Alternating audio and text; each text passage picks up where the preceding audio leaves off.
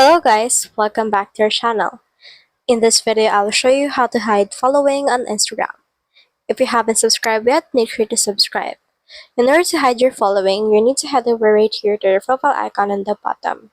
And in here, as you can see, my actual account is public. If you want to hide your following, you need to make your account private. Click on these three lines right here. And then from in there, you can see in here this account privacy once you have scrolled down. As of right now, it's public. So let's head over and click on it. And then click on this private account.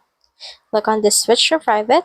And then let's head back to our page. And as you can see, there is now a padlock icon, which indicates that our actual account is now private. Now, whenever your account is private, people who don't follow you won't be able to see your following list as well as your followers list. So that's the whole process. If you have any questions, comment them down below and we'll try best to answer. Thanks.